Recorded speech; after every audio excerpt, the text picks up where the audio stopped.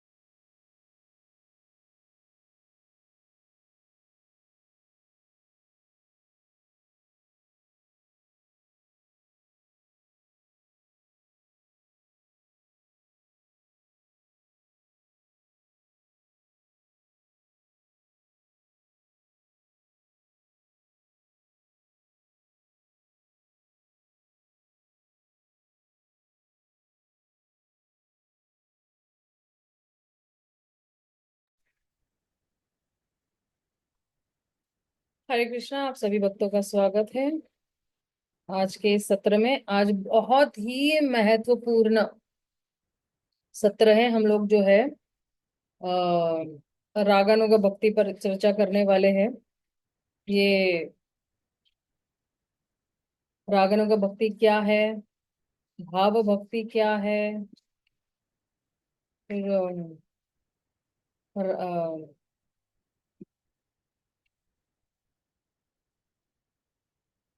प्रेम भक्ति क्या है, ये सब देखेंगे। अब मंगलाचरण से शुरू करते हैं। ओम अज्ञानतिमिरन्धस्य ज्ञानाञ्जनाशलाकाय चक्षुरुन्मिलितं येन तस्मै श्रीगुरवे नमः। श्रीचैतन्यमनोभीष्टं स्थापितं येन भूतले स्वयं रूप कदा मह्यं ददाति स्वपदान्तिकं। वन्देऽहं श्रीगुरून् श्रीयुतपदकमलं श्रीगुरून् वैष्णवांश्च श्रीरूपं साग्रजातां सहगण रघुनाथान्वितं तं सजीवं साद्वैतं सार्वधूतं परिजनासहितं कृष्णचैतन्यदेवं श्रीराधा कृष्णपादान् सहगण ललिता श्रीविशाखान्वितांश्च नमो विष्णुपदाय कृष्णपृष्ठाय भूतले श्रीमते भक्ति वेदांत स्वामी निति नामिने नमस्ते सरस्वते देवे गौरवाणी प्रचारिणे निर्विशेष शून्यवादी पाश्चात्य देश तारिणे। हे कृष्णा करुणा सिंधु दीन बंधु जगतपते गोपेश गोपिका कांत राधा कांत नमोस्तुते।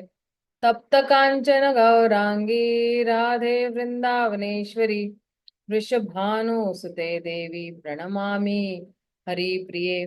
वाञ्छाकल्पतरुभ्यश्च कृपा सिन्धुभ्यैव च पतितानं पावनेभ्यो वैष्णवेभ्यो नमो नमः।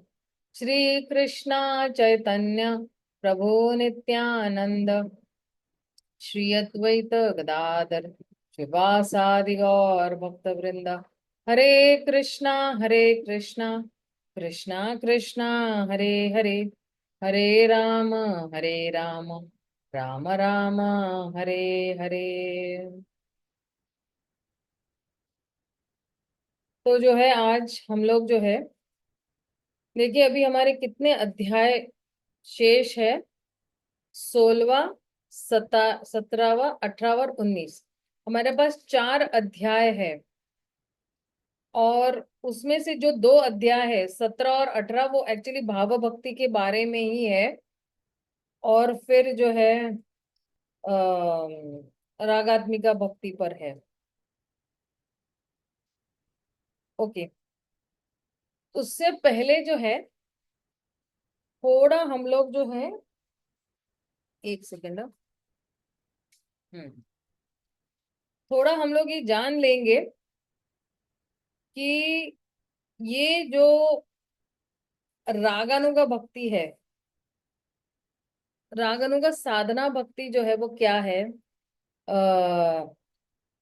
हम्म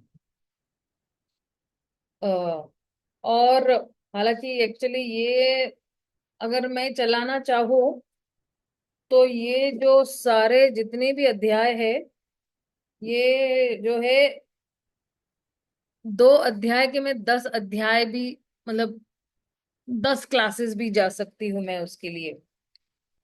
लेकिन हमारे पास वक्त बहुत कम है। और अ, अगर आप लोगों की सहमति है तो मैं इसको 10 अध्याय में भी चला सकती हूँ, क्योंकि ये जो विषय है ये इतना उम्दा और गहरा है। लेकिन मैं इतना गारंटी दे सकती हूँ कि जिस किसी ने भी जो है रागानुगा साधना भक्ति के बारे में सुना, या रागानुगा कितने प्रकार की रागानुगा भक्ति है, या कोई रागानुगा साधना भक्ति कैसे अभ्यास कर सकता है, या व्रज धाम की जो है अ, महिमा क्या है, या फिर जो है किसी कोई साधक और सिद्ध रूप साधना किस तरह से कर सकता है, या सिद्ध दे और मानसी सेवा कैसे कर सकता है, या फिर जो है साधना भक्ति में ही किस तरह से हम बिल्कुल स्पेशलाइजेशन कर सकते हैं, और फिर हमारा जो व्यक्तिगत सिद्ध देह, उसमें जो है किस तरह से हम उसको प्राप्त कर सकते हैं, प्रभुपाद उस पे क्या कह रहे हैं, और रागानुगा भक्ति और जितने भी दिव्य ग्रंथ है वो क्या कह रहे हैं, और किस तरह से जो है हम राधा कृष्ण की नित्य लीलाएं, यानी जो अष्टकालिया लीलाएं है, उसका स्मरण हम लोग किस तरह से कर सकते हैं। तो ऐसे बहुत सारे विषय है। और अभी जितने भी मैंने विषय बताए हैं, इसमें गहराई में हम जाके बता सकते हैं। जैसे एक्चुअली मैंने ना अभी चैतन्य चरितामृत की हमारी सुबह की जब क्लास चलती है, सुबह 6:30 से 7:30 में, तो मैंने वहां पे जो है रागानुगा भक्ति के बारे में बताया है, और रागात्मिका भक्ति के बारे में बताया। मतलब 2 प्रकार की रागात्मिका भक्ति, एक जो है और ये जो 2 प्रकार की जो रागानुगा भक्ति है, वो जो है एक संबंध रूप है और एक काम रूप है। तो काम रूप रागात्मिका भक्ति क्या है, या संबंध रूप रागात्मिका भक्ति क्या है, ये सब बहुत गहराई से बताया हुआ है। उसकी चाहे मैं लिंक आपको भेज देंगी, आप सुनिएगा जरूर। उसको हिंदी में ही मैंने दिया था वो क्लास, तो आप उसको सुन लीजिएगा जरा। तो ये वाला, इसमें अभी हम लोग ना, ये जो भक्ति रसामृत सिंधु ना, प्रभुपाद जैसे जा रहे हैं हम लोग वैसे जा रहे हैं। ओके। श्रीमती राधा रानी सबसे दयालु सुकोमल हृदय वाली श्री कृष्ण की स्त्री रूपा अर्धांगिनी और उनसे भिन्न नहीं है। श्रीमती राधा रानी इतनी महान है कि अगर कोई भगवान कृष्ण की थोड़ी सी भी सेवा करता है तो वो उस व्यक्ति को अपने से बड़ा भक्त मानती है। यद्यपि कृष्ण की सेवा करने में कोई उनसे श्रेष्ठ नहीं हो सकता है, लेकिन केवल कृष्ण को आनंद देने के लिए जो है वो क्या करती है, वो ये समझती है कि अगर ये थोड़े बहुत सेवा करे तो ये मुझसे भी महान व्यक्ति है। जनरली भौतिक जगत में ऐसा नहीं होता है, लेकिन आध्यात्मिक जगत में ये, इसीलिए उसको दयालु और सुकोमल हृदय वाली कहा गया है, कि उनका हृदय बहुत सॉफ्ट है। जैसी देखती है कि कृष्ण की कोई सेवा करे, तुरंत ही जो है वो प्रसन्न हो जाती है, और वो उस भक्त को अपने से भी बड़ा मानती है। हालांकि सर्वश्रेष्ठ जो है भक्त भगवान की, वो कौन है? श्रीमती राधा रानी, वो कृष्ण की अंतरंगा शक्ति ही है। तो श्रील सुखदेव गोस्वामी क्या कहते हैं कि कहा गया है कि विनम्र साधु पुरुष आध्यात्मिक दृष्टि के कारण एक विद्वान तथा विनीत ब्राह्मण, चांडाल, कुत्ता या गाय को समान दृष्टि से देखने वाले श्री सुखदेव गोस्वामी ने वह अवस्था को प्राप्त कर ली थी। पंडित समदर्शिनः, ये वाली अवस्था प्राप्त कर ली थी। अतएव उन्होंने स्त्री या पुरुष को नहीं देखा, उन्होंने तो समस्त जीवों को एक भिन्न वेश में देखा।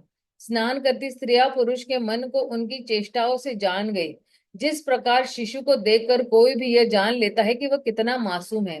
सुखदेव गोस्वामी 16 वर्ष के तरुण थे और उनके शरीर के सभी अंगों का विकास हो चुका था। वे नग्न भी थे और उन्हें उन्हीं की तरह स्त्रियां भी थी। लेकिन चूंकि सुखदेव गोस्वामी यौन संबंधों से परे थे, उनको पता ही नहीं था कि ये यौन संबंध क्या होते, इतने मासूम थे। उन्होंने स्त्री को एक बालक के समान मासूमियत से देखा और उनका सांसारिक मामलों से कोई लेना देना नहीं था। स्त्रियां अपने विशिष्ट गुणों से इसे तुरंत जान गई। तो स्त्रियों में एक्चुअली एक कहते हैं ना, सिक्स्थ सेंस होती है। और ये जो विशेष सिक्स सेंस कैसे दी होती है, भगवान ने इनको ये सिक्स सेंस देते हैं कि अगर किसी व्यक्ति की उस स्त्री पे बुरी नजर है, तो स्त्री, और हालांकि स्त्री देख भी नहीं रही उस व्यक्ति को, अगर पीछे से किसी पुरुष की उस स्त्री पर बुरी नजर है, तुरंत ही जो है स्त्री को आगे पता, ऐसा नहीं कि स्त्रियों के पास पीछे भी आंखें हैं, लेकिन उनको पता चल जाता है कि किसी न किसी व्यक्ति की मुझ पर कोई बुरी नजर है, और वो बिल्कुल अनकंफर्टेबल हो जाती है, बिल्कुल अस्वस्थ हो जाती है। तो ये विशेष जो है गुण स्त्रियों में दिया गया है। अगर कोई आपसे बात भी कर रहा है तो आपको तुरंत पता चल जाता है कि ये व्यक्ति की जो है नियत कुछ खराब है, उसकी कोई ठीक नहीं है। तो तुरंत ही जो है उनको सिग्नल मिल जाता है। ये विशेष गुण जो है ये स्त्रियों में है, और वो तुरंत जान लेती है, और जो है तुरंत ही दूरी बना लेती है उस व्यक्ति से। तो स्त्रियां अपने विशेष गुणों से इसे तुरंत जान गई, अतएव उन्होंने सुखदेव जी के आने की खास परवाह नहीं की। वो अपना जो कार्य कर रही थी वो कर रही थी, लेकिन जब व्यास देव जी आए तो तुरंत ही उन्होंने अपने आप को ढक लिया था। साधु पुरुषों की महासभा में ब्रह्म ऋषि व्यास देव, देव ऋषि नारद और क्षत्रियो राजाओं के महान शासक परशुराम इत्यादि थे। इनमें से कुछ भगवान के शक्ति संपन्न अवतार थे। सुखदेव गोस्वामी न तो ब्रह्म ऋषि थे, न राज ऋषि या देव ऋषि, न ही वे नारद, व्यास या परशुराम के समान कोई अवतार थे। फिर भी उनका जो स्वागत किया गया वह उनसे बढ़कर था। तो आप देखिए सुखदेव गोस्वामी क्यों, एक्चुअली ये व्याख्या हो रही है यहाँ पे, क्योंकि सुखदेव गोस्वामी जो है वो बिल्कुल मासूम है। उनको जो है कुछ भी नहीं पता है, मतलब वासना चीज क्या है वो उन्हें नहीं पता है, और काम वासना क्या है वो उनको बिल्कुल नहीं पता है। इसलिए जो है वो कह रहे हैं कि सुखदेव गोस्वामी को व्यास आसन पर इसलिए बिठाया गया था। ओके, फिर आगे क्या कह रहे हैं, एक सेकेंड।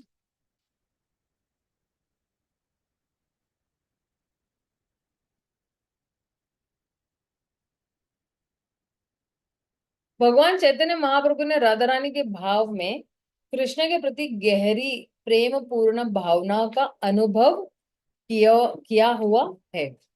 तो ये जो प्रेम की भावनाएं हैं, तो किसने जो है, भगवान चैतन्य महाप्रभु ने राधा रानी के भाव में राधा रानी का क्या भाव है कृष्ण के लिए, या वो किस तरह से जो है कृष्ण के साथ जब होती है तो उनका सारा प्रेम कैसे उमड़ के आता है, या विरह की जो भावनाएं हैं, एक होता है मिलन की भावनाएं और एक है विरह का विच्छेद। तो किस तरह से जो है राधा रानी के भाव में जो है भगवान जब आते हैं तो वो बिल्कुल बिल्कुल कहते हैं ना कि अपने सुध बुध खो बैठते हैं। और जब ये सुध बुध खो बैठते हैं तो फिर भक्तों को उनको जो है पूर्णतया से जो है वो उभारना पड़ता है। तो ये जो रागानुगा भक्ति है, अभी आगे आएगा एक्चुअली। श्रील भक्ति सिद्धांत से ठाकुर अपने अनुभाषा में टीका करते हैं, गोपियां निष्काम भाव से पूर्णतः भगवान की सेवा में लगी हुई है। वे वे न तो कृष्ण के ऐश्वर्य से तथा न ही कृष्ण को भगवान समझकर उनसे आकर्षित है। गोपियां नहीं जानती कि कृष्ण जो है वो परम भगवान पुरुषोत्तम है, तो उनके ऐश्वर्य से भी नहीं और उनको भगवान समझकर भी नहीं आकर्षित है। वो तो केवल उनको जो है ग्वाल बाल या कृष्ण या अपना प्रेमी के माध्यम से वो उनको जो है वो आकर्षित है।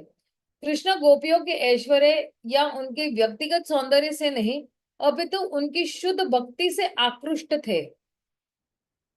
तो कृष्ण भी यहाँ पे आकर्षण, जी देखो आकर्षण दोनों तरफ से है, सिर्फ गोपियों की तरफ से आकर्षण नहीं है।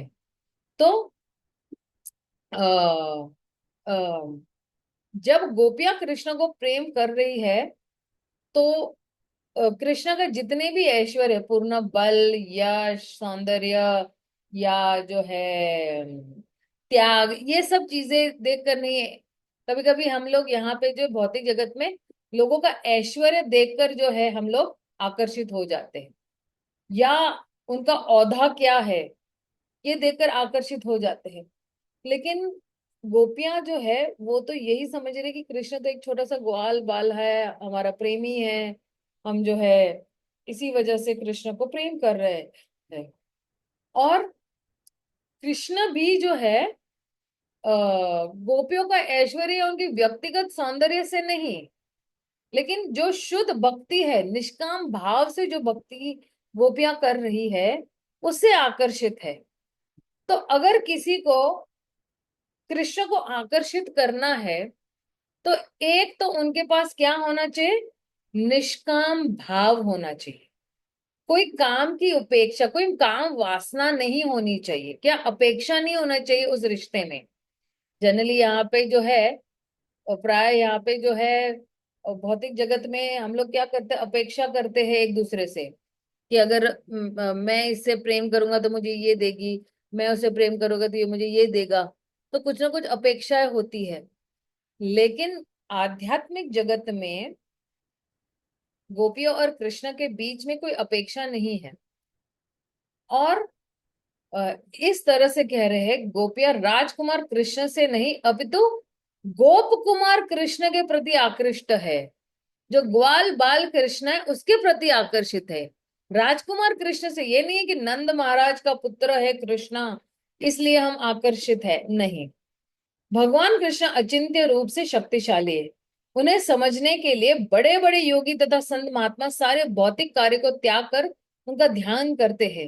वे गोपियां न तो सूक्ष्म ज्ञान में, न कला, संगीत या अन्य सांसारिक विषयों में कोई रुचि रखती है। तो आप देखना गोपियां क्या है, सूक्ष्म ज्ञान, है ना। एक सेकंड, सॉरी मैंने एक्चुअली, हाँ सुबह में या कोई कला या कोई संगीत या कोई, अभी हमारे भौतिक जगत में भी ये सारी है ना, लोगों को बहुत अलग अलग कलाओं से आकर्षण है, या अलग अलग संगीत, hip hop and beep hop and जो भी है वो संगीत से आकर्षित है। या लोगों को सांसारिक विषयों में आजकल बड़ी रुचि है। सांसारिक विषय मतलब क्या, फेसबुक है, ट्विटर है, यूट्यूब है, इंस्टाग्राम है और क्या कुछ है। और लोगों को दूसरों की जिंदगियों में क्या चल रहा है उसमें ज्यादा दिलचस्पी है। ये फलाना फलाना व्यक्ति के जीवन में क्या चल रहा है, फलाना एक्ट्रेस के, फलाना पॉलिटिशियन के, फलाना जो गायक है उसके जीवन में क्या चल रहा है, लेकिन हमारे जीवन में आग लगी है वो उनको नहीं पता है।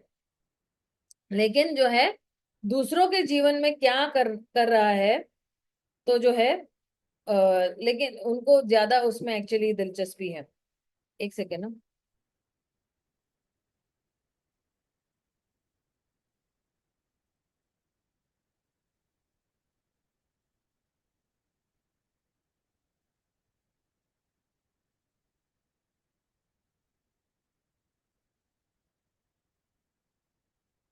सो अब देखिए, क्योंकि हम लोग आध्यात्मिक जगत और भौतिक जगत की तुलना कर रहे हैं, और ये तुलना जरूरी है, क्योंकि हमें पता होना चाहिए कि हम इस भौतिक संसार में ये दुखालय अशाश्वतम है, लेकिन आध्यात्मिक जगत क्या है, सुखालयम शाश्वतम है। वहां पे सुख है, और वहां पे क्या है, शाश्वत सुख है।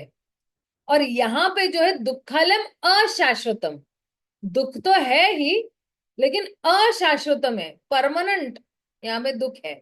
यहाँ पे जो है सॉरी, ये भौतिक जगत दुखालय है और अशाश्वत यानी टेम्पररी है।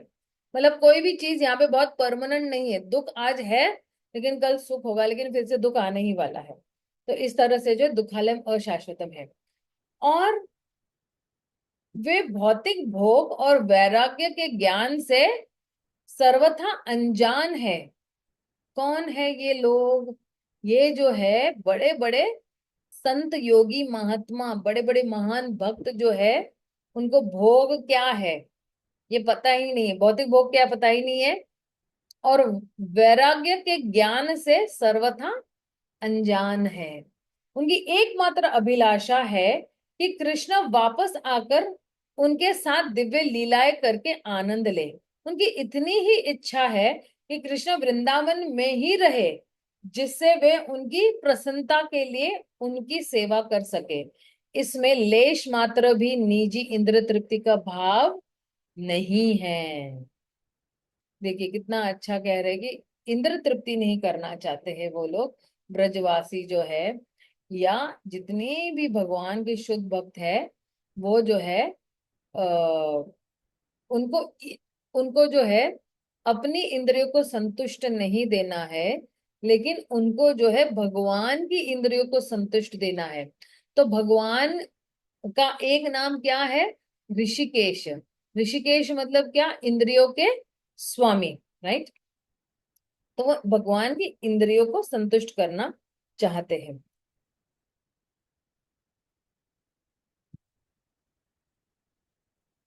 अब अब हमारे जो मेन टॉपिक पे हम लोग आते हैं कि रागनुगा साधन भक्ति की परिभाषा क्या है। जैसा कि अध्याय 15 की शुरुआत में उल्लेख किया गया है, रागानुगा साधन भक्ति एक उन्नत अभ्यास है जिसका उद्देश्य वृंदावन को शाश्वत सिद्ध भक्त, रागात्मिका भक्त जैसा सेवा भाव विकसित करना है। तो क्या है रागानुगा भक्ति? एक उन्नत अभ्यास है पहली बात तो, और जिसका उद्देश्य क्या है, इस उन्नत अभ्यास का मतलब प्रैक्टिस का उद्देश्य क्या है कि वृंदावन के शाश्वत सिद्ध भक्त जैसा सेवा भाव विकसित करना। तो वृंदावन के शाश्वत सिद्ध भक्त कौन है? नंद महाराज है, यशोदा मैया है, गोपियां है, गोप है, वहां के पशु है, पक्षी है, पेड़ पौधे, वहां पे सब कोई चेतन है। यहाँ पे जैसे मान लो कि ये पानी का ग्लास है, वो जड़ है, या फिर ये मेरा लैपटॉप जड़ है, और टेबल भी जड़ है, लेकिन वहां पे जो है हर चीज चेतन है। हर चीज चेतन है, मतलब उनमें चेतना है, और वो भी भगवान के साथ आदान प्रदान करती है।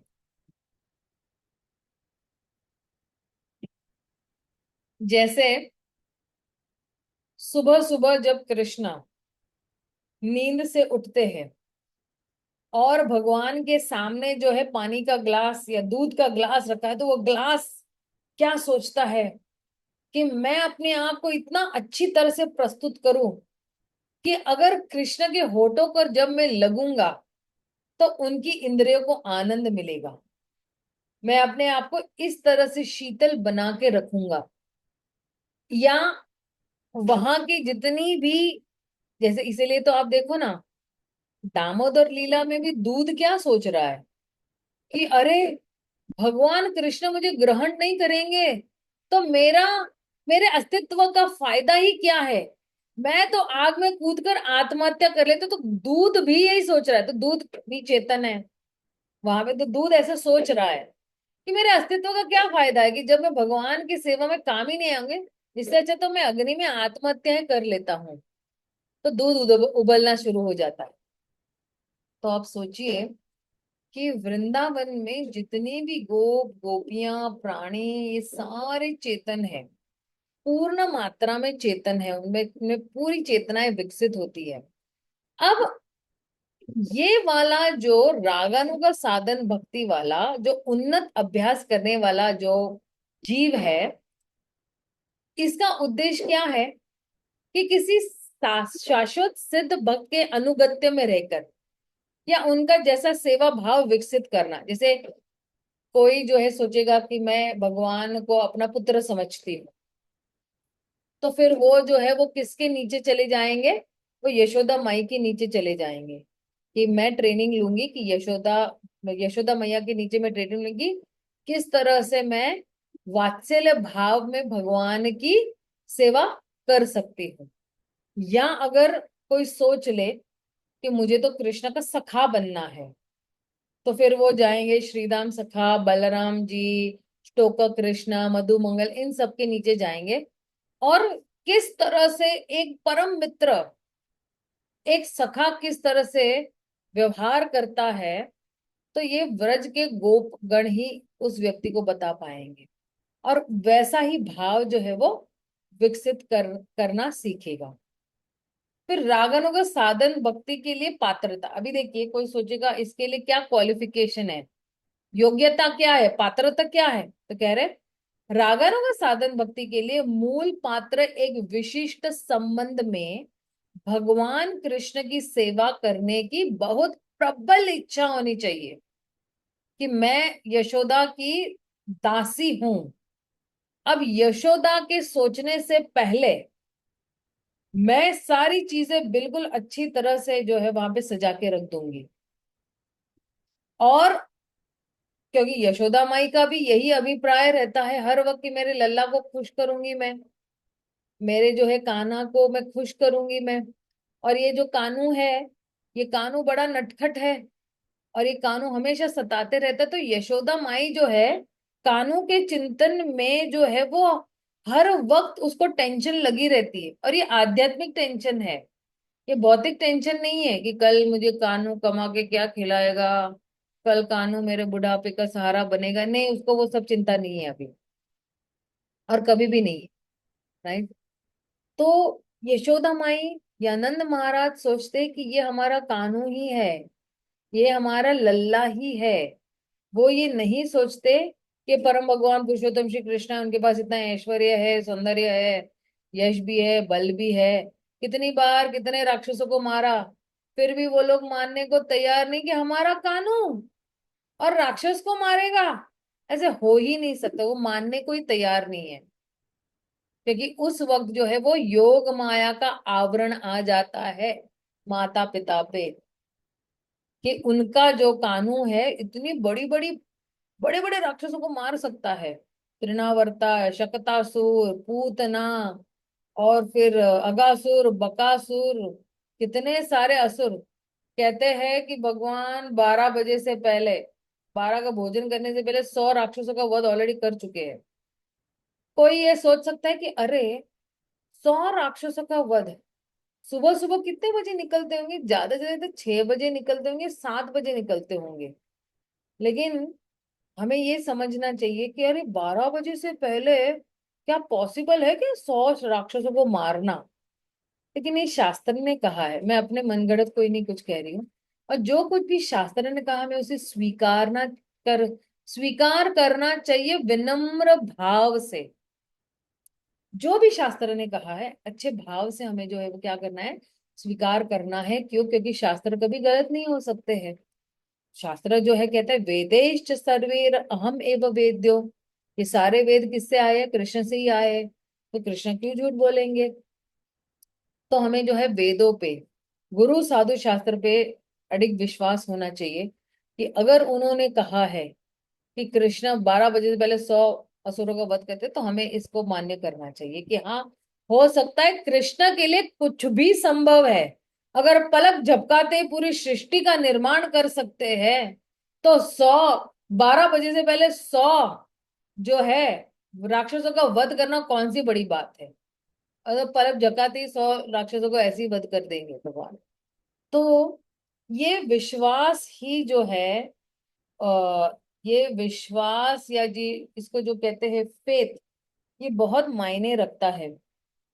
और ये जो विश्वास है, ये जो, देखिए पहले जब हम भक्ति में आते हैं ना, तो हमारे पास जो है वो श्रद्धा होती है।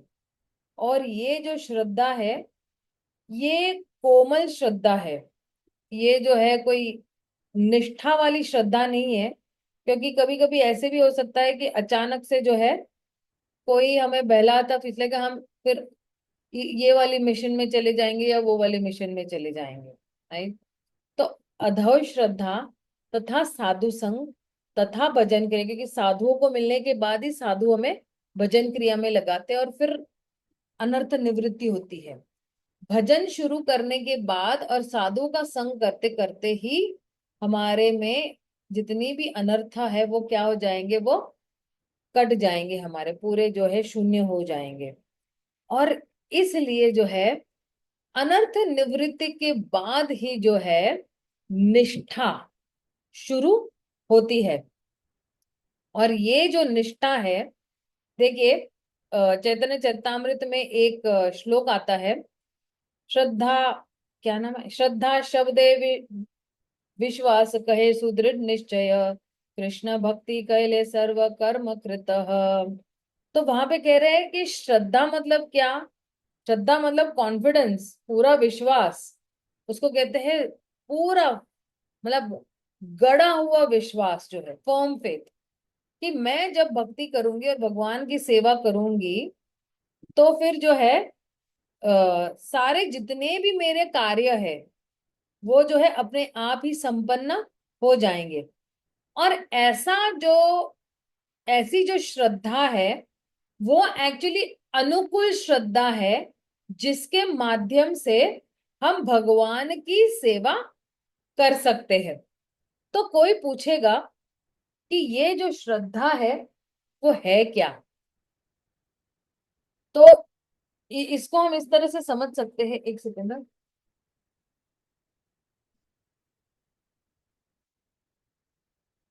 इसलिए ये मेरा जो सिस्टम है ना, थोड़ा जरा बदल गया है, इसलिए थोड़ा जरा अनकंफर्टेबल फील हो रहा है।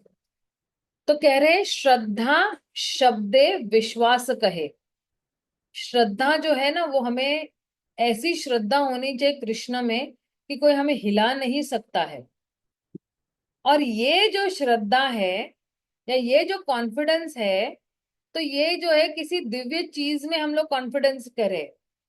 अ, अ, श्रद्धा शब्द कहे, विश्वास कहे, सुदृढ़ निश्चय। और ये जो सुदृढ़ निश्चय है, तो सुदृढ़ मतलब क्या? कि बिल्कुल अ, अ, निश्चित रूप से ये होना ही है, मतलब हम एकदम क्या कहते हैं कि दृढ़ हो जाते हैं, हमें कोई हिला नहीं सकता है। उसको कहते हैं कि अ, बिल्कुल स्ट्रॉन्ग डिटर्मिनेशन, है ना, बिल्कुल बिल्कुल स्ट्रॉन्ग दृढ़ता, उसको कह सकते। तो फिर ये निश्चय क्या है?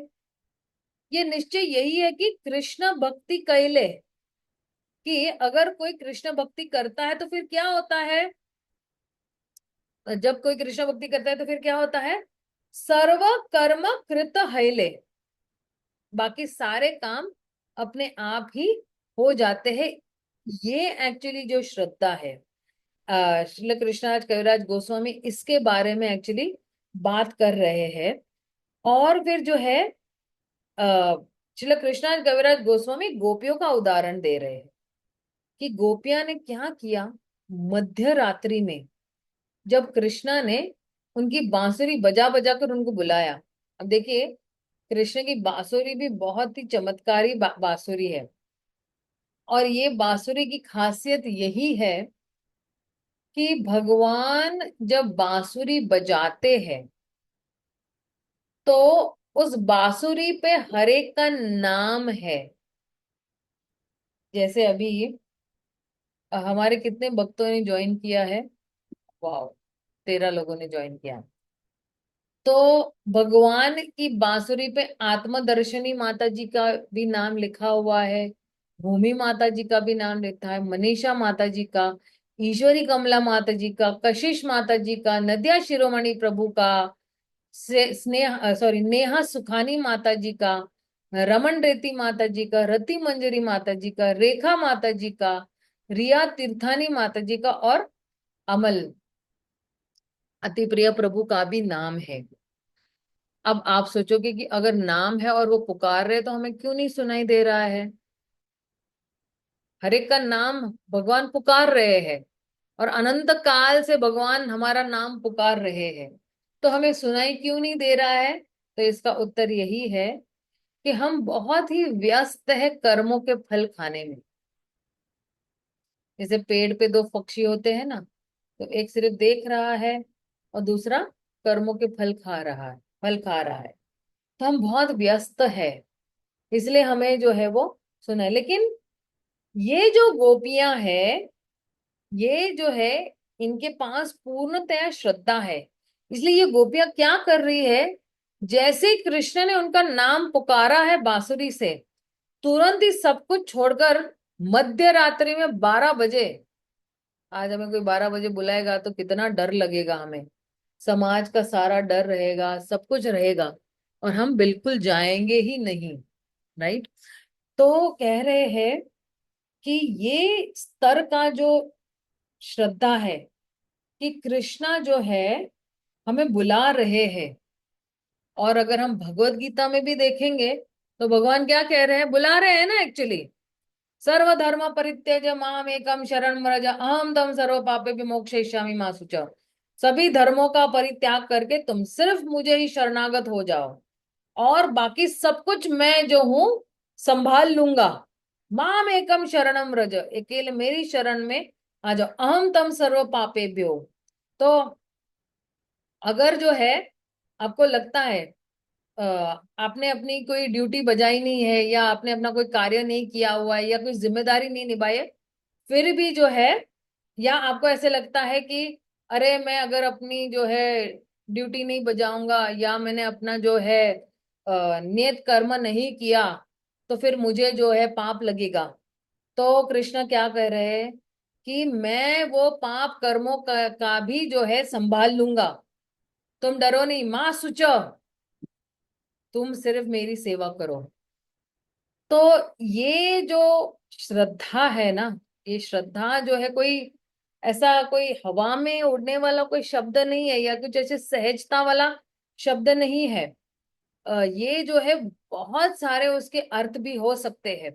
मतलब क्या कि शुरुआत में बहुत ही साधारण सी श्रद्धा हो सकती है कि ठीक है, यहाँ पे कोई भगवान है, और इस भौतिक जगत से भी कोई भगवान है, और मुझे उसके बारे में और कुछ जानना है। लेकिन जब हम नवदा भक्ति पर आते हैं, तो नवदा भक्ति में क्या है, मतलब अ, भक्ति के 9 स्तर है। तो उसमें अधव श्रद्धा है। और अधव श्रद्धा मतलब क्या एक्चुअली, कि आप उत्सुक है या जिज्ञासु है जानने के लिए, क्यूरियस है जानने के लिए कि क्या है ये भक्ति, किस तरह से शुरू होती है, मुझे जानना है। तो वो जो है एक स्तर का हमारा श्रद्धा है। लेकिन अभी यहाँ पे जो है ये गोपियां जो है, गोपियों के पास है निष्ठा। और निष्ठा मतलब ही है उनको कोई हिला नहीं सकता उनके संबंध से, या उनकी श्रद्धा जो है कानों पे है, तो वो श्रद्धा कानों पर से कोई भी हटा नहीं सकता है। और इसी को कहते हैं अम, इसी को कहते हैं रियलाइज्ड फेथ, यानी हमने साक्षात्कार किया हुआ है और वही साक्षात्कार वाली श्रद्धा जो है उस व्यक्ति के पास है। और ये जो श्रद्धा है उसने क्या किया हुआ है, उसने आंतरिक तौर पर जो है इसको महसूस किया हुआ है। और यही श्रद्धा जो है, जो निष्ठा है, ये उसको प्रेम के स्तर तक पहुंचाती है। तो अगर आप देखोगे, अधव श्रद्धा, साधु संग तथा भजन क्रिया तथा अनर्थ वृत्ति, और अनर्थ निवृत्ति यानी सारी जितनी भी अनर्थ है जब खत्म हो जाते हैं उसके बाद निष्ठा शुरू होती है। अब निष्ठा के सर्व स्तर पर जब व्यक्ति पहुंचता है, तो रेल की पटरी है ना, ऐसे दो दो लाइनों पे चलती है ना, तो हमारी भक्ति भी दो लाइनों पे चलती है। एक है वैदिक साधना भक्ति की पटरी और दूसरी पटरी है रागानुगा भक्ति। और उसी की बात यहाँ पे हो रही है। ये जो श्रद्धा है, ये श्रद्धा ही हमें प्रेम तक ले जाती। जब हम किसी को प्रेम करते हैं तो हम सब कुछ त्याग देने के लिए तैयार है, सब कुछ, जो कुछ भी, मैं मेरा है ही नहीं उसके अंदर। और फिर जो है ये वाला जो है उस वाले प्रेम में फिर ये वाली जो श्रद्धा है वो एक्चुअली लागू होती है। तो श्रद्धा के बहुत सारे ये होता है कि एक होता है कि श्रद्धा है लेकिन प्रेम के बगैर श्रद्धा है। प्रेम के बगैर श्रद्धा मतलब क्या? जैसे एक माँ है और एक उसका छोटा सा नन्हा बच्चा है, राइट? तो अम, अ, माँ और बच्चे का एक्चुअली प्रेम कैसा है कि प्रेम है लेकिन श्रद्धा नहीं है, है ना? लेकिन अगर जो है श्रद्धा जो है हो सकती है लेकिन प्रेम नहीं होगा। जैसे डॉक्टर और पेशेंट में, पेशेंट को डॉक्टर के प्रति क्या है? श्रद्धा है लेकिन प्रेम नहीं है। और माँ और बच्चे में क्या है? प्रेम है लेकिन श्रद्धा नहीं है। तो फिर जो है, जो सर्वोच्च प्रकार का जो है, जब हम सर्वोच्च प्रकार का प्रेम करते हैं तो वहां पे जो है ये श्रद्धा वहां पे लागू होती है। कि जैसे भक्ति विनोद ठाकुर भी क्या कह रहे हैं कि क्या है वो, हमारो भी राखो भी जो इच्छा तो मार। तो फिर जो है कह रहे हैं कि तुम जो कुछ भी करोगे मुझे स्वीकार है ना?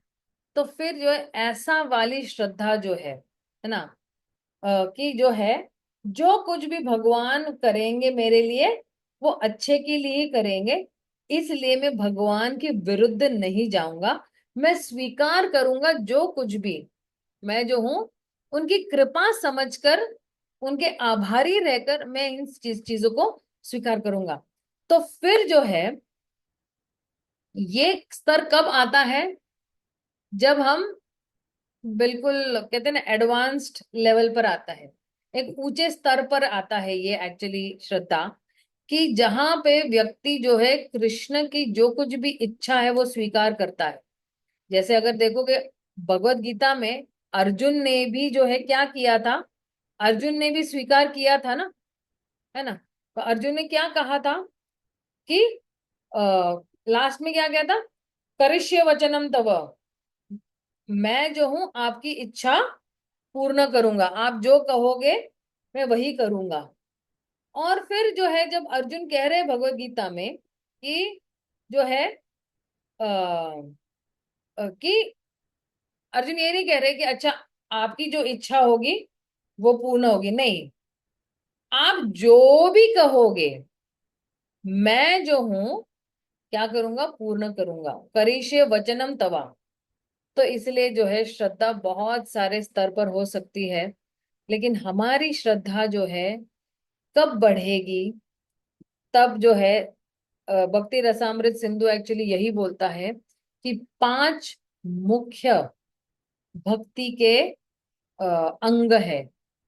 और वो शुरू होती है जो है नाम संकीर्तन से, भागवत अध्याय से, भागवत श्रवण से, भक्तों का संग से, और मथुरा या वृंदावन किसी एक स्थल पे जो है वो रहने से, और विग्रह सेवा से जो है।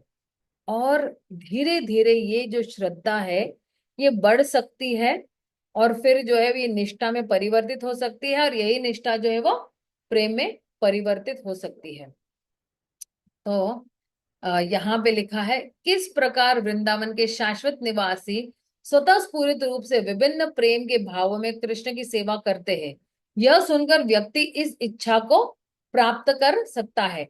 जैसा जैसा श्रवणम स्ट्रांग होगा कि वृंदावन के वासी कृष्ण के साथ ऐसा करते हैं, वृंदावन के वासी कृष्ण के साथ ऐसा करते हैं, कृष्ण भी इस तरह से आदान प्रदान कर रहे हैं, तो फिर जो है हमारी इच्छा जागृत हो जाती है।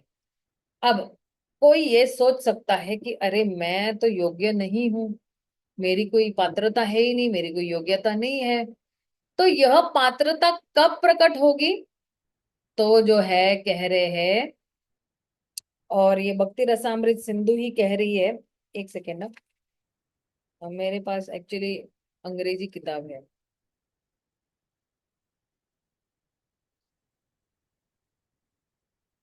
हम्म।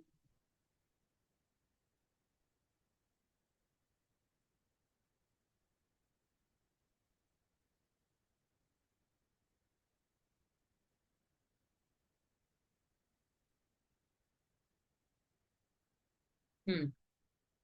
ये कब एक्चुअली होती है? यह इच्छा लोभ एक विशेष रूप से भगवान कृष्ण को प्रसन्न करने के लिए किसी के हृदय की आध्यात्मिक विलक्षण तीव्र इच्छा है, कि तीव्रता से आप जो है, आप यही सोचो कि मुझे केवल जो है कृष्ण की ही जो है प्रसन्नता के लिए जीना है, मुझे कृष्ण को प्रसन्न करना है। यदि कोई अन्य इच्छा हृदय हृदय का ध्यान आकर्षित करती है, तो व्यक्ति के पास पूर्ण लोभ नहीं होता है। लोभ यानी ग्रीड। भौतिक जगत में जो है लोभ ही पाप का बाप है, लेकिन आध्यात्मिक जगत में ये जो लोभ है ये प्रेम का कारण है। ये लोभ ही जो है आगे लेके जा रहा है, और लोभ ही वो योग्यता है या पात्रता है। इसलिए जब तक वो अपने हृदय में अवांछित भौतिक इच्छाओं को दूर नहीं कर लेता, कितने लोग हैं जो भक्ति में आने के बाद भी कितनी गंदी गंदी काम वासनाएं होती है उनके पास। तो कोई सोचेगा कि अरे जाएंगे जाएंगे हम लोग भगवत धाम जाएंगे, नहीं, लेकिन ये सारी अवांछित भौतिक इच्छाएं हैं जिसकी ये कोई जरूरत नहीं है। और जब तक ये अवांछित भौतिक इच्छा दूर नहीं कर लेते हैं, तब तक वो लोभ को प्राप्त नहीं कर सकता। तो अब जो है क्या है, पात्रता कब प्रकट होगी? ये भौतिक इच्छाओं को हमें दूर करना है, अपने हृदय से भौतिक इच्छाओं को दूर कर लेना है। और इसी को कहते हैं संन्यास योग। संन्यास योग मैंने आई थिंक भगवत गीता में हम लोग ने पढ़ा है, राइट? संन्यास और योग। संन्यास किससे हम लोग संन्यास ले रहे हैं? संन्यास हम लोग जो है आ, विषय वस्तुओं से हम लोग संन्यास ले रहे हैं, अनासक्त हो रहे हैं। हमारे पास विषय वस्तुओं के लिए कोई आसक्ति नहीं है, जड़ पदार्थों के लिए जब कोई आसक्ति नहीं है तो हम विरक्त हो जाते हैं, डिटैच्ड हो जाते हैं। अब यहां से जब डिटैचमेंट होता है, यहां से जब तार टूटता है, तो कहीं ना कहीं तो तार जोड़ना पड़ेगा, राइट? तो ये तार कहाँ पे जुड़ता है? योग में। योग मतलब क्या? मिलन, ना जुड़ना। तो फिर ये तार कहाँ पे जुड़ता है? ये तार भगवान के साथ जुड़ रहा है।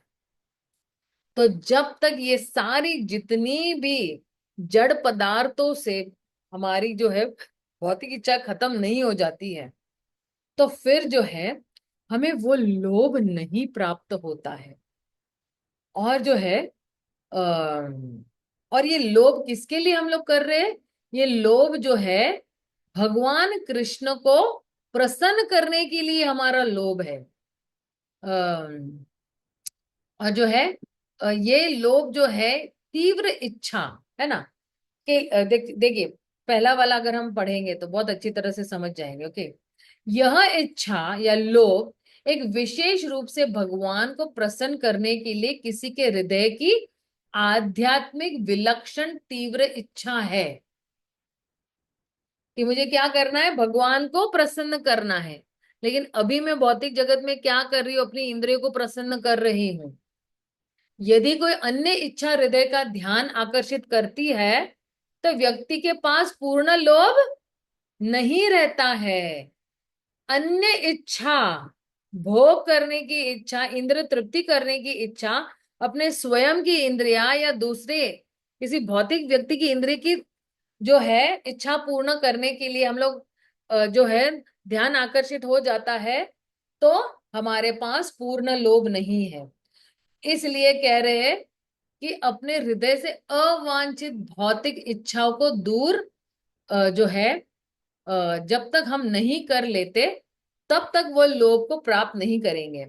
सामान्यतः इसका अर्थ है कि व्यक्ति को अनर्थ निवृत्ति की अवस्था पर जाना चाहिए। जितने भी अनर्थ है, काम, क्रोध, मद, मोह, लोभ, मत्सर, ये इससे निवृत्त होना है। अभी हम लोग आवृत्त है, निवृत्त होना यानी छुटकारा पाना। तो अभी तक हमारे पास पकड़े हुए जकड़े हुए हैं हम अनर्थों को, तो फिर जो है इससे निवृत्त होना, तब जाके जो है आ, इस अवस्था से जब पार हो जाएंगे हम लोग, तब जाके ये लोभ जो है हमें प्राप्त होगा। हमें ये सदैव स्मरण रखना चाहिए कि वृंदावन वासियों के पद चिन्हों पर चलने की ऐसी उत्सुकता तब तक संभव नहीं है जब तक कि मनुष्य भौतिक कल्मश से मुक्त नहीं हो जाता है। भौतिक कल्मश है ना, मटेरियल मिजरीज, भौतिक दुखों से। वैदिक भक्ति के विधि विधानों का पालन करते समय एक अवस्था आती है जिसे अनर्थ निवृत्ति कहा जाता है, जिसका अर्थ है समस्त भौतिक कल्मश का लोप होना। और फिर आगे क्या कहते हैं, नियमों से परे। सो ऐसे रागानुगा भक्ति वैदिक भक्ति का कड़ाई से पालन नहीं करते, अपितु वे नंद या यशोदा जैसे किसी नित्य भक्त के प्रति अपनी रागमयी प्रकृति के कारण आकृष्ट हो जाते हैं और उनके पद चिन्हों पर चलने का प्रयास करते हैं। इसका अर्थ यह नहीं है कि रागानुगा भक्ति विधि विधानों की उपेक्षा करते हैं। ये नहीं समझना चाहिए कि अब मैं जो हूँ या माता यशोदा की सहचर्या हो गई हूँ, उसकी दासी हो गई हूँ, अब मुझे माला वाला करने की कोई जरूरत नहीं, चार नियमों का पालन करने की कोई जरूरत नहीं है, भगवत गीता भागवतम चैतन्य चैतन्य करने की कोई जरूरत नहीं है। ऐसा नहीं है।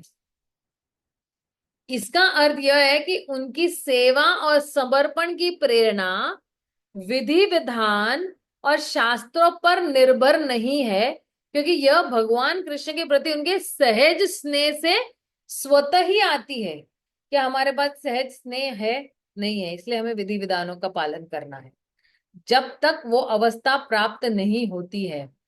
श्री प्रभुपाद क्या कहते हैं, चैतन्य चरितामृत के मध्य लीला में कह रहे हैं, भक्ति रसामृत सिंधु के पूर्ण श्लोक का अनुवाद करते हैं। जब कोई स्वरूप सिद्ध उन्नत भक्त वृंदावन के भक्तों के कार्य, शांत, दास्य, साख्य, वात्सल्य और माधुर्य रसों के विषय में सुनता है, तो वह इनमें से किसी एक की और उन्मुख हो जाता है और उसकी बुद्धि उसी और आकृष्ट रहती है।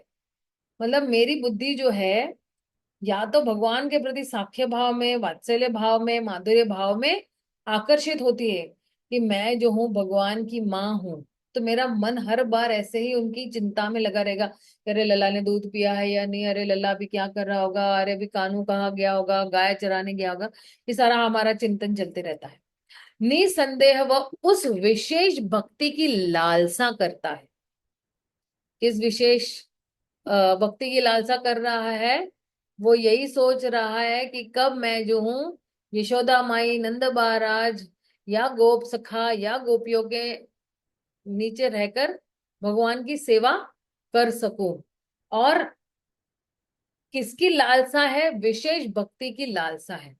जब ऐसा लोभ उत्पन्न हो जाता है तो उसकी बुद्धि शास्त्र के आदेश या तर्क पर आश्रित नहीं रहती है।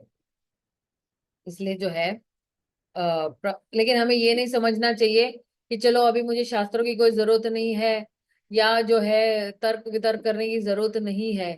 नहीं, हमें जो है हमारा साधन और साध्य एक ही है। यहाँ पे भी, इस धरातल पे भी हमें श्रवणम कीर्तनम विष्णु स्मरणम करना है, और भगवत धाम जाने के बाद भी हम लोग श्रवणम कीर्तनम विष्णु स्मरणम करना है। कभी कभी थोड़ा मैं जोश में इसलिए आ जाती थी क्योंकि मैं एक्चुअली अपने आप को ही ज्यादा बोल रही थी कि मुझे ये करना है, मुझे ये करना है। तो कृपया मुझे क्षमा कीजिएगा, मैं आप लोगों को नहीं कुछ बोल रही हूँ, क्योंकि मुझे नहीं पता ना आप लोगों में से शुद्ध भक्त कौन है। कोई भी हो सकता है यहाँ पे शुद्ध भक्त। तो आप सभी को मैं यही समझती हूँ कि आप सब शुद्ध भक्त हो, और एक्चुअली ये लेक्चर की जरूरत आपको नहीं, एक्चुअली ये लेक्चर की जरूरत मुझे ही पहले ज्यादा जरूरत है। इसलिए थोड़ा कभी कभी जरा मेरी आवाज ऊंची हो जाती है। ये मुझे अपने आप को समझाने के लिए मेरी आवाज जरा ऊंची हो जाती है, तो प्लीज आप बुरा मत मानना। हाँ, ओके। अब रागानुगा भक्ति के तीन अभ्यास है। एक है रागानुगा साधन भक्ति है, और जो है एक मिनट।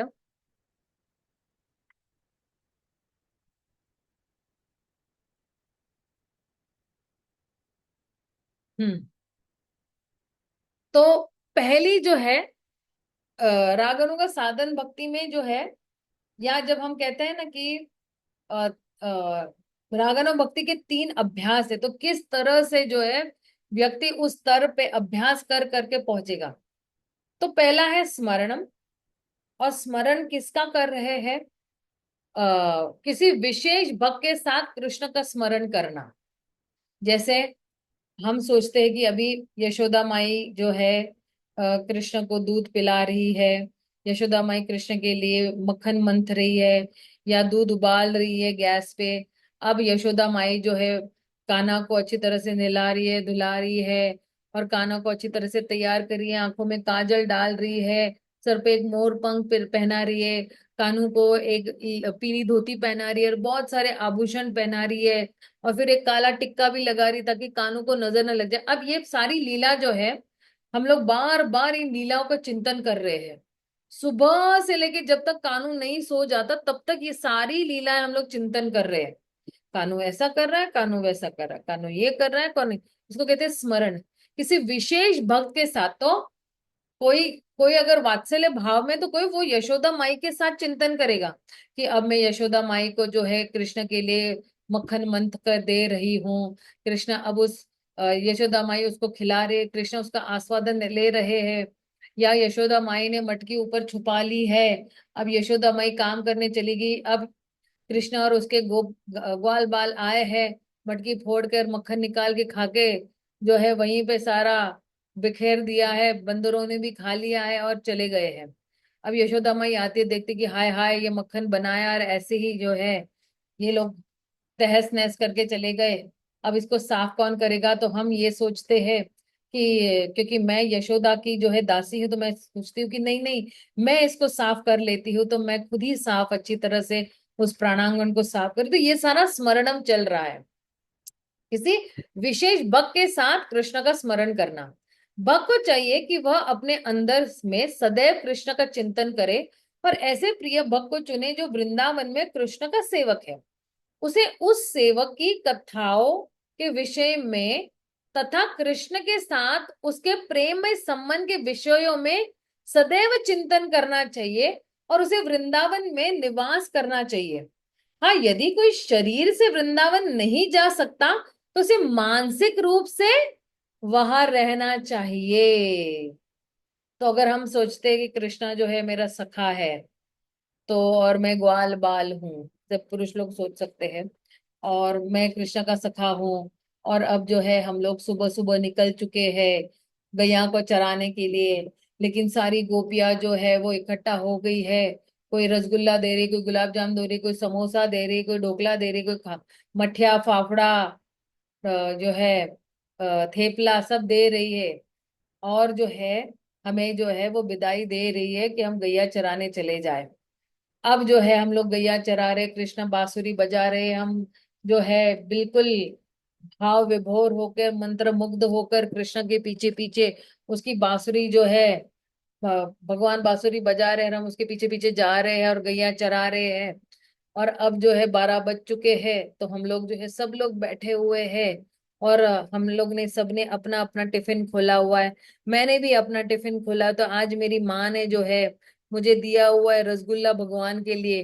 तो ये पहला रसगुल्ला का जो निवाला है, मैं कृष्ण को कहता हूँ कि तू चख ले, देख पहले कितना अच्छा है। क्योंकि ये सारे सब कृष्ण को बहुत प्रेम करते हैं ना, ग्वाल बाल सखा।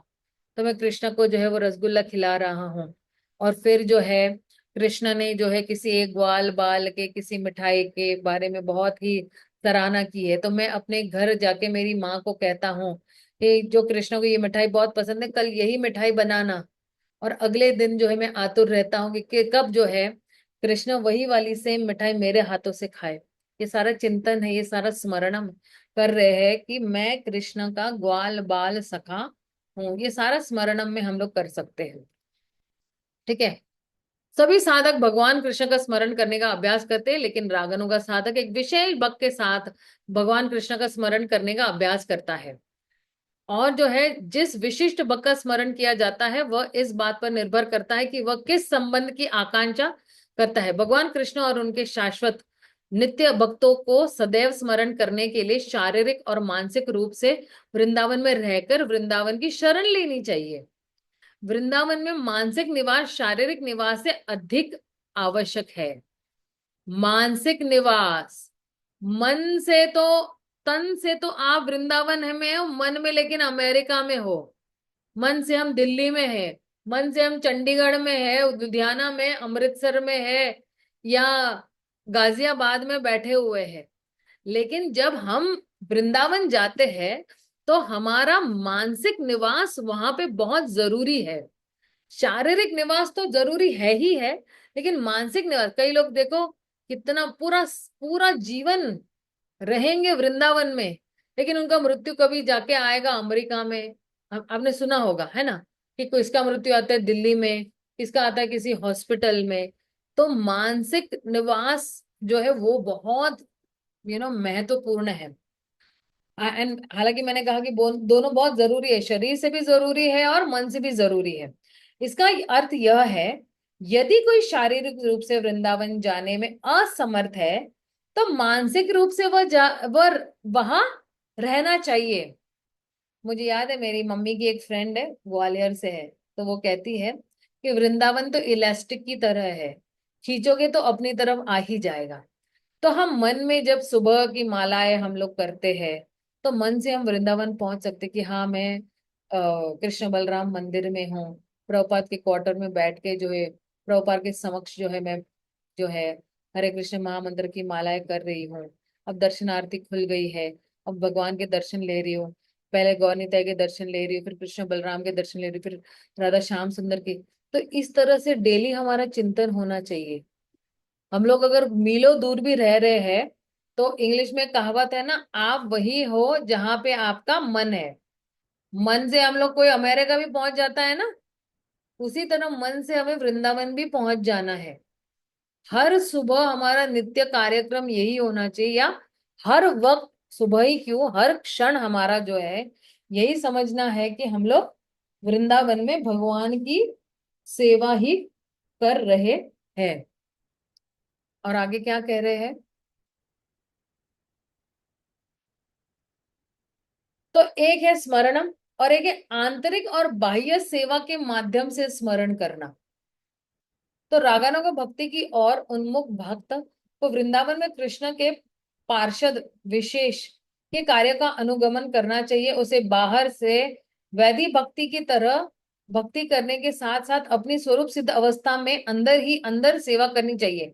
इस तरह उसे बाहर तथा भीतर दोनों ही रूप से भक्ति करनी चाहिए। बाहर से हम लोग श्रवणम कीर्तनम विष्णु स्मरणम कर रहे हैं और सेवाएं भी कर रहे हैं, लेकिन अंदर से मन से जो है हमारा मन जो है वो लगा रहेगा श्याम सुंदर की सेवा करने में, कान्हू की सेवा करने में। आंतरिक रूप से ध्यान और मानसिक रूप से उनके स्वरूप सिद्ध स्वरूप की क्रियाओं का अनुगमन करना चाहिए। एक सेकेंड।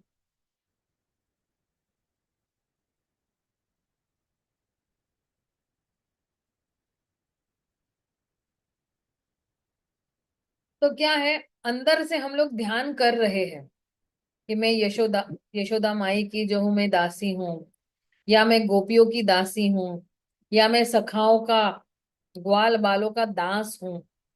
राइट। तो आंतरिक रूप से ध्यान करना है और मानसिक रूप से जो है हमारे सिद्ध स्वरूप की क्रियाओं का अनुगमन करना है।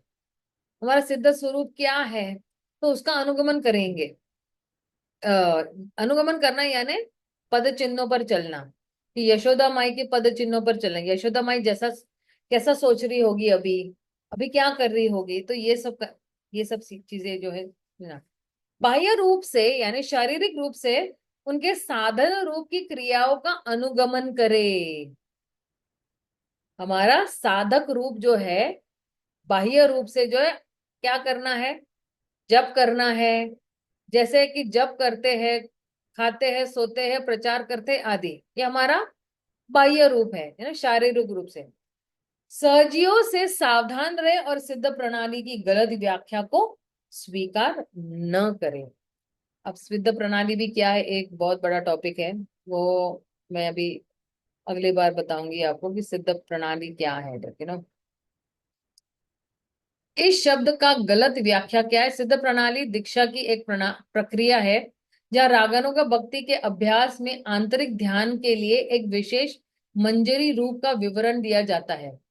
श्रीला प्रभुपाद उल्लेख करते हैं कि यह अक्सर उन लोगों को दिया जाता है जो अभी तक अनर्थ निवृत्ति से नहीं गुजरे हैं और जिनका बाहरी व्यवहार विधि विधानों के अनुसार बिल्कुल नहीं है, इसलिए उन्हें इस अभ्यास का कठोरता से खंडन किया है।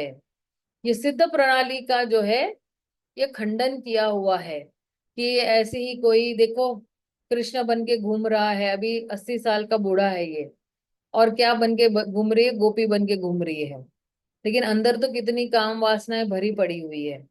तो ये सब चीजें जो है हमारे लिए हमें सतर्क करने के लिए है कि हम भी ऐसे सहजिया भाव कहीं से न उत्पन्न करें। और बीच में जैसे शिला प्रभुपाद के वक्त में जो है इन लोगों ने गोपी भाव क्लब शुरू किया था, तो प्रभुपाद ने बिल्कुल उसका खंडन किया हुआ था कि ये सही नहीं है, ये गोपियों का भाव इतना सहज नहीं है कि ऐसे ही मिल जाएगा आपको ये भाव। तो इसका जो है प्रभुपाद खंडन कर रहे हैं। और फिर क्या कह रहे हैं, साधन की क्रियाएं करना। रागनों का भक्त का अभ्यास करने वाले वैदिक साधन के 64 अंगों को अस्वीकार नहीं करते। अब देखिए हमारे लिए क्या है, जो भी रागनों, अगर कोई हमें से रागनों का भक्त बन भी जाता है तो 64 अंगों का त्याग हम नहीं करेंगे। या ऐसा नहीं है कि अच्छा ये 64 अंग जो है मुझे करने की जरूरत नहीं तो हम अस्वीकार करते हैं, है ना। हम उसको अच्छी तरह से फिर भी स्वीकार करते हैं। वे उनका अभ्यास करना जारी रखते हैं और उस अभ्यास पर ध्यान केंद्रित करते हैं जो उनकी सेवा के विशिष्ट मनोदशा के लिए सबसे अनुकूल है। 64 अंगों में से जो जो हमारे के लिए उस भाव में रहने के लिए अनुकूल है, हम क्या करते रहे, उसको अपनाते रहते हैं।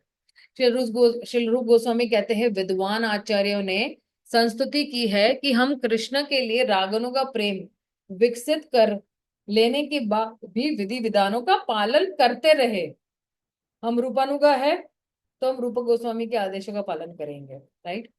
तो रागानुगा भक्ति के बाद भी, वो स्तर पर पहुंचने के बाद भी हम लोग विधि विधानों का पालन करते रहना चाहिए। मनुष्य को चाहिए कि जिस भक्ति में सेवा में उनकी स्वाभाविक रुचि हो वह उसी में लगे।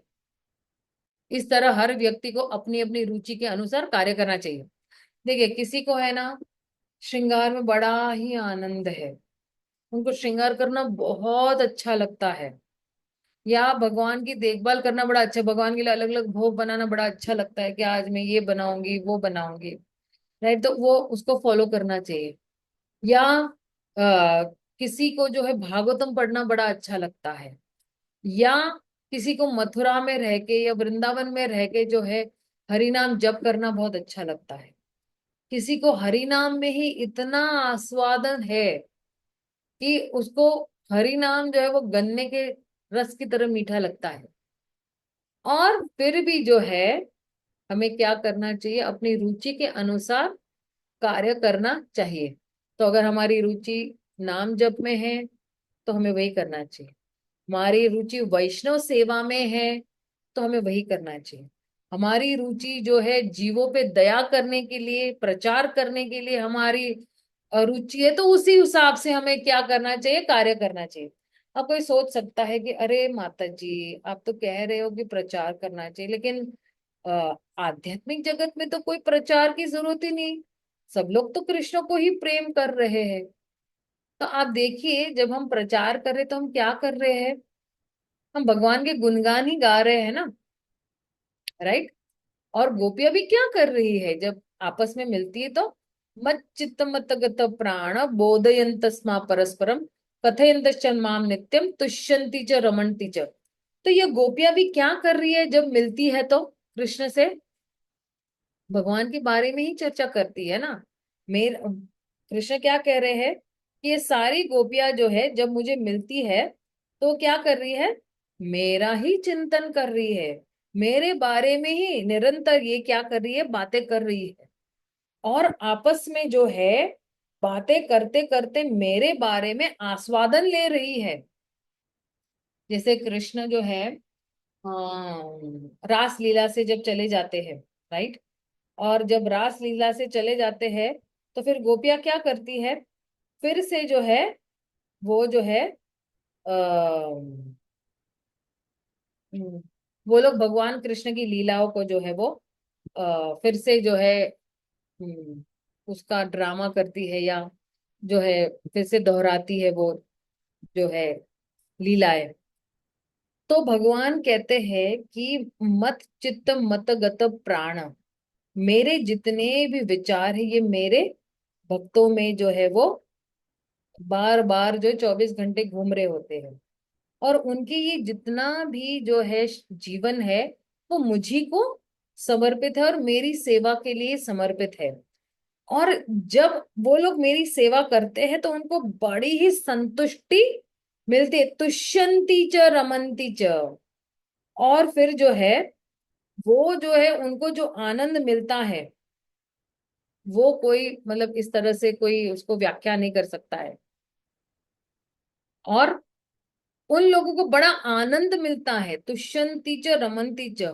किस लिए आनंद मिलता है कि जब वो एक दूसरे से मेरे बारे में चर्चा करती है तब उनको आनंद मिलता है, तब तुष्यंती च रमंती च हो रहा है।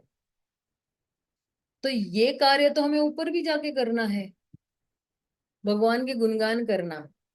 तो इसलिए वो मूड अभी भी हमें, भगवान का गुणगान करने के लिए किसी व्यक्ति ने चूकना नहीं चाहिए, चाहे वो एक लाइन हो, चाहे 2 लाइन हो, चाहे वो 3 लाइन हो, कोई ना कोई हमें दिन में मिलता ही है। एक दो चार, अभी एक्चुअली जो शब्द नहीं इस्तेमाल करना चाहिए, लेकिन 2 4 बकरों को पकड़ना चाहिए और भगवान के बारे में सुना देना चाहिए, चाहे उनका रुचि हो या न हो। जैसे कभी कभी दवाई कैसे होती है ना, मरीज को दवाई कड़वी लगती है तो किसी किसी को जो है अभी वो दवाई कान में डालोगे तो उसको ना वो रुचि नहीं है, लेकिन वो जबरदस्ती डालनी पड़ेगी ताकि उसका जो भव रोग है वो दूर हो जाए। और कोई भी हमारे से कुछ भी बातें करने आता है ना, कोई भौतिक बातें करने आता है तो उसको किस तरह से तुरंत ही कृष्ण की तरफ उसको कनेक्ट कर देना चाहिए और एक लीला सुना देनी चाहिए उस व्यक्ति को। तो फिर जो है आप देखना उसका भी भला हो रहा है और आपका भी भला हो रहा है। वो तो इसलिए कह रहे हर व्यक्ति को अपनी अपनी रुचि के अनुसार कार्य करना चाहिए। तो आप बोलोगे कि अच्छा प्रचार चलो है, लेकिन किताब वितरण वहां पे कहाँ है, यहाँ पे तो किताब वितरण के लिए।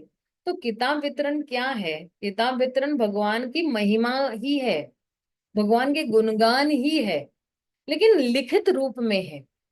मौखिक रूप में हम गुणगान कर रहे हैं और लिखित रूप में प्रभुपाद ने गुणगान किए उसी को थमा देना है। हम जो है निमित्त मात्र बन रहे हैं भगवान के इस मिशन में, या भगवान का गुणगान करने के लिए हम निमित्त मात्र बन रहे हैं। प्रभुपाद ने सारी लीला लिखी हुई है, भगवत गीता लिखी हुई, भागवतम के तात्पर्य दिए हुए हैं, व्यास देव में पूरा भागवतम लिखा हुआ है। अब हम क्या है, पोस्टमैन का काम कर रहे हैं, जैसा लिखा है वैसा हम थमा रहे हैं। तो ये भी जो है कार्य ही है, ये भी गुणगान ही है। तो हमें ये नहीं सोचना चाहिए कि अरे भौतिक जीवन में यहाँ पे कार्य अलग है, वहां पे कार्य नहीं, वहां के कार्य यहाँ के कार्य सब एक ही है। लेकिन हमारी रुचि किस में है ना? क्या मेरी रुचि भगवान को श्रृंगार करने में है? क्या मेरी रुचि भगवान को गुणगान करने में है? क्या मेरी रुचि जो है केवल साफ सफाई करने में है? क्या मुझे उसी में बड़ा आनंद आता है कि मैं मंदिर को साफ करूं, या झाड़ू लगाओ, पोछा लगाओ, बर्तन धो? तो ये आप अपनी रुचि ढूंढ लो। या कईयों को भगवान के लिए फूलहार बनाना बड़ा अच्छा लगता है। तो ये सारी जितनी भी जो है, आप एक रुचि पकड़ लो। अगर आप ऐसी एक रुचि को पकड़ लोगे और आज जीवन ये सेवा करोगे, तो आप उसी भाव में रहोगे। और आप, मतलब हम सब लोग, सॉरी आप बोल रही मैं, लेकिन हम सब लोग जो है वो कृष्ण भावना भावना में ही रहेंगे, उसी भाव में रहेंगे। जैसे अभी देखिए यहाँ पे उदाहरण क्या दिया है, वे श्रवण और जप करना नहीं छोड़ते, अपितु तो उन विषयों का श्रवण और जप करने पर ध्यान केंद्रित करते हैं जो उनके विशेष सेवा भाव को पोषित करते हैं। अब देखना, जितने भी रागनों के भक्त है ना, वो श्रवण और जप करना नहीं छोड़ेंगे। श्रवण करना यानी क्या? भगवान के गुणगान सुनना। अब मैं उन उन लीलाओं को सुनती हूँ बारंबार, जिसके माध्यम से जो है मेरा ये जो विशेष सेवा भाव है उसको पोषण मिलता रहे। जैसे मान लो कि किसी को भगवान का श्रृंगार करना बड़ा पसंद है, तो बार बार उन लीलाओं का श्रवण करेंगे जहां पे किसी भक्त ने श्रृंगार किया है भगवान का, और भगवान बड़े सुंदर लग रहे हैं, और भगवान ने उस भक्त के साथ आदान प्रदान किया है। जैसे खीरचोर गोपीनाथ है, या टोटा गोपीनाथ है, या ऐसी कथाएं हम बार बार, या जो है वो कौन सी कथा है जहाँ पे श्रीनाथ जी की कथा है, जहाँ पे माधवेंद्र पुरी को भगवान स्वप्न में आते हैं कि मैं यहाँ पे हूँ, मुझे मुझे बहुत गर्मी लग रही, मुझे यहाँ से बाहर निकालो। श्रीनाथ जी की वो कथा आती है। तो किसी को अगर श्रृंगार भगवान का करना है, तो वो उसको समझ में आएगा कि ये मूर्ति नहीं है, ये विग्रह है, ये अर्च विग्रह है। राइट? तो भगवान बोलते भी है, भगवान चलते भी, भगवान देखते भी है, भगवान हंसते भी है। तो उसका उसका जो है ना विग्रह सेवा में जो है पोषण बारंबार मिलता रहेगा। जैसे अभी हम लोग ने देखा कि परम पूज्य आयेंद्र प्रभु, उनको जप करना और श्रवण करने में विशेष रुचि थी। तब जब उन्होंने अपना देह त्यागा था, तो उन्होंने अपने विग्रह को जकड़ के पकड़ के रखा हुआ था अपने ही रूम में। तो फिर इस तरह से जो है उनको जप से भी पोषण मिल रहा था, और भगवान के श्रवणम, लीलाओं का श्रवणम करते करते जो है, तो क्या होता है ना, ये जो जितने भी शुद्ध भक्त होते हैं ना, उनको संकेत मिल जाते हैं कि हमारा समय आ गया है जाने का। अब हम, मतलब इस धरती से जाना है, हमें विदाई लेनी है। तो वो लोग जो है वो बिल्कुल जो है जब उनको पता चल जाता है, तो वो नाम जप और श्रवण क्रिया और बढ़ा देते हैं, और उसको तीव्र करते हैं। जैसे गैस को एकदम फास्ट कर देते हैं ना, उसी तरह जो है वो बिल्कुल अपनी जो है क्रियाओं को बिल्कुल और तेज कर देते हैं, जिसके माध्यम से जो है जब उनका जाने का समय आए, और फिर जो है वो बिल्कुल आसान सा हो जाए उनके लिए, बहुत ज्यादा कष्ट या पीड़ा शरीर को न मिले इस तरह से। तो आगे क्या कह रहे हैं? सॉरी, थोड़ा जरा टाइम ज्यादा हो गया, लेकिन मुझे देखना है कि कितनी और स्लाइड्स है हमारे पास। 6 स्लाइड और है। ठीक है, जरा 2-3 मिनट में कंप्लीट कर लेती हूँ मैं। रागनो भक्ति की दो श्रेणियां हैं, रागनो का साधन भक्ति, कामानुगा माधुर्य प्रेम, संबंधानुगा वात्सल्य या साखना।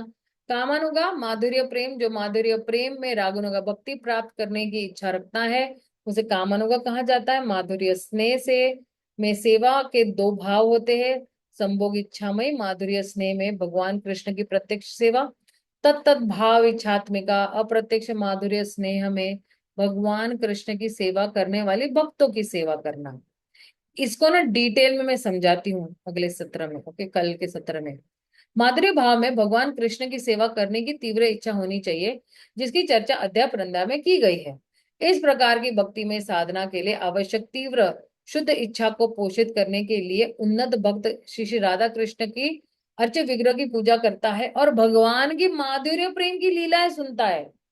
माधुर्य प्रेम का यह विकास केवल उन लोगों में संभव हो जो पहले से ही वैदिक भक्ति में विशेष रूप से मंदिर में राधा कृष्ण की पूजा में लगे रहते हैं। ऐसे भक्त धीरे धीरे अर्च विग्रह के प्रति रागनु का प्रेम विकसित कर लेते हैं और गोपियों के साथ भगवान के प्रेम विनिमय या श्रवण करके इन लीलाओं के प्रति धीरे धीरे आकृष्ट हो जाते हैं। मंदिर में आपके पास अगर कोई सेवा नहीं है तो ऐसी वाली सेवाएं ले लीजिए, भीख मांगकर भी आप सेवाएं ले सकते हैं। क्या पुरुष पात्र है? हाँ, दंडकारण्य के ऋषि इस बात के प्रमाण है कि इस प्रकार की सेवा भावना पुरुषों में भी विकसित हो सकती है। पद्म पुराण और महापूर्व पुराण में लिखा है, कृष्ण के प्रति माधुर्य प्रेम का यह विकास केवल स्त्रियों में ही नहीं होता। भौतिक शरीर का आध्यात्मिक प्रेम संबंध से कुछ लेना देना नहीं रहता है। स्त्री चाहे तो कृष्ण का मित्र बनने का भाव विकसित कर सकती है और इसी तरह पुरुष भी चाहे तो वृंदावन की गोपी बनने का भाव विकसित कर सकती है। पुरुष को लग सकता है कि अरे मैं गोपी कैसे हो सकती हूँ, क्योंकि हम अपने आप को ये सोच नहीं सकते हैं कि अरे मैं गोपी ड्रेस में कैसे रह सकता हूँ, मैं तो शर्ट पैंट में ही हूँ या मैं धोती कुर्ता में ही हूँ, राइट। लेकिन ये भाव जो है ये पुरुष भी कर सकते हैं कि मैं वृंदावन की भगवान की गोपी भी बन सकता हूँ और विकसित हो सकती है। लेकिन बोलते हैं ना कि जेन्यून होना चाहिए वो भाव, ऐसे फालतू भाव नहीं हो, ऐसे फालतू भाव नहीं होना चाहिए। माधुर्य प्रेम के दो प्रकार है, परकिया और स्वकिया। परकिया यानी अविवाहित वृंदावन की गोपियों में सिद्ध व्रज गोपियों का संग और कृष्ण के साथ प्रेम संबंधों का आनंद लेने हेतु, और स्वकीय यानी विवाहित प्रेम यानी द्वारका की रानियों में सिद्ध है। इसका भी थोड़ा चर्चा करेंगे हम लोग। और संबंधानुगम, संबंध अनुगम मतलब क्या, कि वात्सल्य या साख्य भाव में होना, जैसे भगवान के माता पिता या सेवक के रूप में जो है हम संबंध अनुगम कह सकते हैं। तो दो प्रकार की इसके अंदर आकांक्षाएं होती है, भगवान कृष्ण के साथ प्रत्यक्ष मातृत्व पितृत्व का मित्र या आकांक्षा होना, भगवान कृष्ण के माता पिता और मित्र की सेवा और प्रशंसा की आकांक्षा, और उनका अनुसरण और उनके आदेशों के को स्नेह पूर्वक स्मरण करना। भगवान के पिता या सखा बनने के भी दो प्रकार है। एक विधि यह है कि सीधे भगवान के पिता बनने का प्रयास किया जाए, और दूसरी विधि यह है कि वह नंद महाराज का अनुसरण करते हुए कृष्ण के पितृत्व की कामना करे। अनुसरण करना, जैसा जैसा वो करते वैसे वैसे हमें करना है, और जिनका जैसे जैसे उनका भाव है भगवान के लिए। प्रत्यक्ष माता पिता के संबंध को प्रोत्साहित नहीं किया गया। सीधे भगवान के पिता बनने का इच्छा में अनजाने में स्वयं नंद महाराज बनने की इच्छा विकसित हो सकती है। अब देखो, नंद महाराज तो लाखों में एक ही है ना, हम नंद महाराज कैसे बन सकते हैं? यह मायावाद दर्शन से दूषित है, अतः ये अपराध है। लेकिन अगर मैं सोचती हूँ कि मैं नंद महाराज का दास हूं, वो पॉसिबल है। और दास को जिस तरह से नंद महाराज की सेवा करनी चाहिए वैसे अगर सेवा कर सकते हैं तो फिर इसको प्रोत्साहन दिया गया है। बाकी नंद महाराज ही बन जाऊंगा मैं, तो ये प्रोत्साहन नहीं दिया, ये पॉसिबल ही नहीं है। नंद महाराज जो है करोड़ों में एक व्यक्ति है या भगवान के एक पिता है, और नंद महाराज की जगह कोई नहीं ले सकता है। जैसे सारे जितने भी जीवात्माएं हैं ना, जो एक जो है एक अंतरंगा शक्ति, एक बहिरंगा शक्ति और एक तटस्थ शक्ति है। अब देखना तटस्थ शक्ति में हमारे पास, हम लोग तट पे है, तट यानी बॉर्डर लाइन पे है। अब हमारे पास चॉइस है, या तो हम अंतरंगा शक्ति की तरफ मुड़े या बहिरंगा शक्ति की तरफ मुड़े। अंतरंगा शक्ति की तरफ मुड़ना यानी गोलोक वृंदावन की तरफ मुड़ना, और बहिरंगा शक्ति मतलब क्या, कि हम लोग जो है वो माया की तरफ मुड़ना चाहते हैं। तो अब जो है हमारे पास चॉइस है ना, हम तटस्थ है, तट पे है, हम लोग बॉर्डर लाइन पे है, तो हमें क्या मिल रहा है, एक चॉइस है, या तो इस पार या उस पार, कौन से पार जाना है, अंतरंगा शक्ति के पार जाना है, बहिरंगा। राइट, अभी हमारे हाथ में ही वो है सारा कुछ। ठीक है, फिर आगे क्या कह रहे हैं। अच्छा, ये यहाँ पे हम लोग समाप्त है, लेकिन एक्चुअली यहाँ पे समाप्त नहीं है, बहुत कुछ कहने के लिए है मेरे पास। और अगर आप जो है ये कौन सा वाला अध्याय है, 16वां अध्याय जो है वो अच्छी तरह से आप पढ़ के आओगे, 15वां अध्याय, 16वां अध्याय जो है वो अच्छी तरह से अगर हम पढ़ के आते हैं, तो हम देखेंगे कि किस तरह से जो है ये संबंध जो है वो बहुत ही जो है बढ़िया संबंध है। आखिर में एक्चुअली प्रभुपाद भी क्या लिख रहे हैं, वल्लभ संप्रदाय जो है विष्णु स्वामी के संप्रदाय। ठीक है, तो हम यही विराम देते हैं, कल मिलते हैं इसी समय 9 बजे।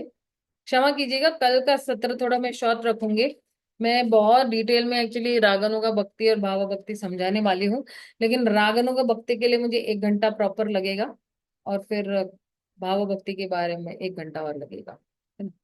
श्रील प्रभुपाद की जय, गौर भक्त वृंद की जय, हरे कृष्णा, हरि बोल।